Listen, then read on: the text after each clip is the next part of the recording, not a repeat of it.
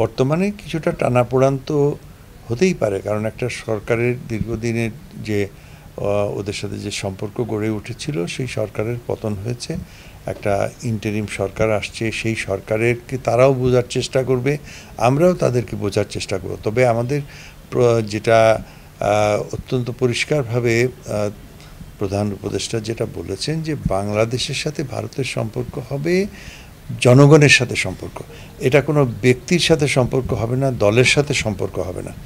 সুতরাং যে এবং উনি বলেছেন যে বাংলাদেশের আমাদের নিকটতম প্রতিবেশী এবং আমাদের এই মুহূর্তে দ্বিতীয় বৃহত্তম বাণিজ্যের অংশীদার, এবং আমরা কখনোই, তারা যেমন আমাদের ছেড়ে থাকতে পারবে না, আমরাও তাদের ছেড়ে থাকতে পারবো, কিন্তু সেই সম্পর্কটা যদি সুসম্পর্ক হয় এবং সেটার ভিত্তি যদি এমন শক্ত হয় যে যেটা দীর্ঘদিন টিকে থাকবে, তাহলে সবার জন্য মঙ্গল।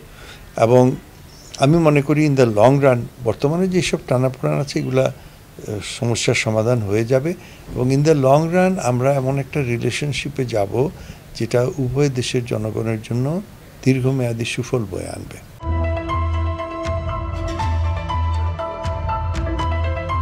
প্রথম কথা বলি যে উদ্বেগের কিছুই নয়। বাংলাদেশ একটা স্বাধীন সার্বভৌম রাষ্ট্র, ভারতও স্বাধীন সার্বভৌম রাষ্ট্র, ওদের সাথে আমাদের কোনো বিরোধ নাই, ইন দ্য সেন্স দ্যাট চীনের সাথে তাদের 1000 মাইল দীর্ঘ বর্ডার আছে, বাট যেটার সম্পূর্ণটাই কিন্তু বিরোধপূর্ণ। পাকিস্তানের সাথে তাদের বিরোধপূর্ণ সীমান্ত আছে। বাংলাদেশে সবগুলো সীমান্ত আমাদের মার্কড, এবং যেগুলো অপদখলকৃত জায়গা বলুন বা চিটমহল বলুন সেগুলো হয়েছে, এবং আমাদের এমন কোনো এলাকা নাই যেটা নিয়ে বিরোধ হতে পারে, এবং সমুদ্র সীমাও আমাদের উভয়ের ডিমার্কেটেড।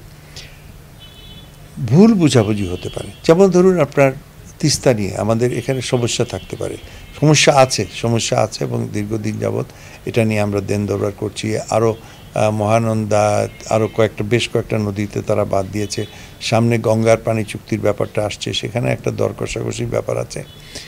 তো কিন্তু আমাদের সম্পর্ক, আমি বলবো উনি যেটা বলেছেন, উনি ভালো করতেন যদি এই পুরো মিটিংটাই উনি যদি ক্লোজ ডোর করতেন।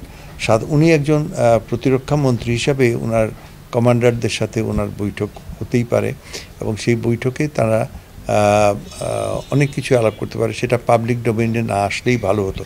বাট ঠিক আছে, গণতান্ত্রিক দেশ, তারা পাবলিক ডোমেইনে এনেছে, আমি সমস্ত জিনিসটা পড়েছি।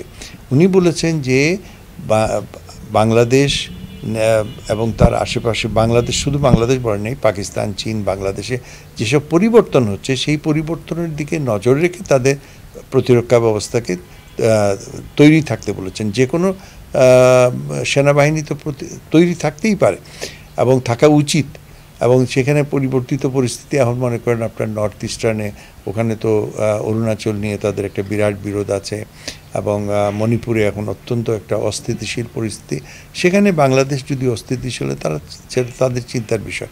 আমি এখানে মনে করি না এমন কোনো ইঙ্গিত উনি দিয়েছেন যে অনেকে আমাদের এখানে রাজনীতিবিদরা বলছেন, যদিও সরকার অত্যন্ত আমি বলবো যে খুব ব্যালেন্সড একটা নিয়েছে, কোনো রিমার্কস করেনি, কিন্তু কিছু কিছু রাজনীতি তারা বলতে চাচ্ছেন বাংলাদেশের আক্রমণ আসলে এইরকমভাবে হয় না। আমাদের সাথে ভারতের যে সম্পর্ক, ভারতের ইতিমধ্যে মনে করেন চীন এবং পাকিস্তান নিয়ে তাদের একটা বিরাট মাথা ব্যথা আছে। তাছাড়া ভারত মার্কিন যুক্তরাষ্ট্রের সাথে এখন একটা স্ট্র্যাটেজিক রিলেশনশিপে যাচ্ছে।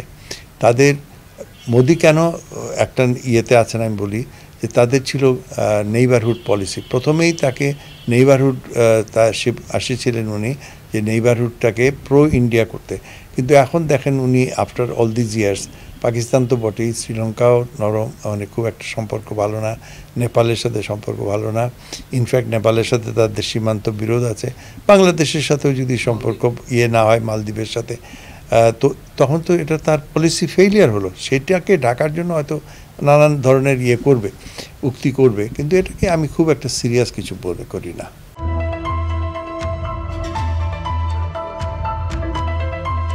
অতীতে আমরা ভুল করেছি, আমরা উলফাকে সাহায্য করেছি। উলফার শত্রুকে ভারতের বাঙালি মুসলমান, তারা মুসলমানরা তাদেরকে খেদাই দিলে তারা কোথায় আসবে? বাংলাদেশে আসবে। It's our problem. ওরা যদি ওখানে যদি স্টেবিলিটি থাকে, that is good for Bangladesh, এবং বাংলাদেশ যদি স্টেবল থাকে it's good for India as a whole, you see. So সেটা আমাদের বুঝতে হবে, তারাও বোঝে, কিন্তু অনেক সময় রাজনৈতিক উদ্দেশ্যে এগুলো নানান ধরনের কথাবার্তা বলা হয়। আই এম শিওর এটাতে আমাদের জনগণের আশঙ্কা মানে চিন্তার কোনো কারণ নেই।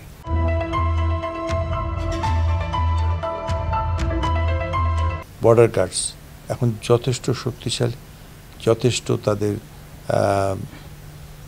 জনবল, অস্ত্রবল, টেকনোলজি অনেক আগের থেকেই, যদি আমরা সেই ইপিআরকে যদি ধরি, ইপিআর, বিজিআর, বিজিবি থেকে নিয়ে বিডিআর থেকে বিজিপি, অনেক প্রস্তুতিও যথেষ্ট আছে, এবং আমাদের এই বাংলাদেশের নাগরিকের এ নিয়ে চিন্তা করার কোনো কারণ নেই। আমরা যে কোনো ধরনের প্রস্তুতির জন্য আমি আছি, এবং আমার মনে হয় যে সেনাবাহিনীও আমাদের আমাদের সেনাবাহিনী অতীতের যে কোনো সময় থেকে অনেক বেশি এখন জনবল এবং শক্তি মত্তাতে প্রতি বিমান বাহিনী, সেনাবাহিনী, নৌবাহিনী প্রস্তুত। কিন্তু যেটা আমাদেরকে ভবিষ্যতের জন্য সতর্ক হতে হবে যে এই বাহিনীগুলোর মধ্যে যেন কখনোই কোনো ধরনের বিশৃঙ্খলা না হয়, কমান্ড স্ট্রাকচার যেন সব সময় বহাল থাকে, এবং আভ্যন্তরীণ শান্তি শৃঙ্খলা, সেটা পুলিশ হতে পারে, জনগণ হতে পারে, সেখানে যেন আমাদের সর্বোচ্চ পর্যায়ে আমাদের শৃঙ্খলা বজায় থাকে। এখন অর্থনীতি একটা বিরাট চ্যালেঞ্জের সম্মুখীন। এখানে যদি ধরুন আপনার এই যে শ্রমিক যেগুলো হচ্ছে, ঘটনা ঘটছে, সেগুলো যদি ঘটতে থাকে ভবিষ্যতে, তখন কিন্তু এই আমাদের বিদেশি শক্তিগুলো বাংলাদেশে দিকে নানান ধরনের ইন্টারফারেন্সের সুযোগ পায়। তো এগুলো আমাদেরকে নিজেদের সাবধান হতে হবে, এবং আমার মনে হয় যদি আমরা সজাগ থাকি, কোনো চিন্তার কোনো কারণ নেই।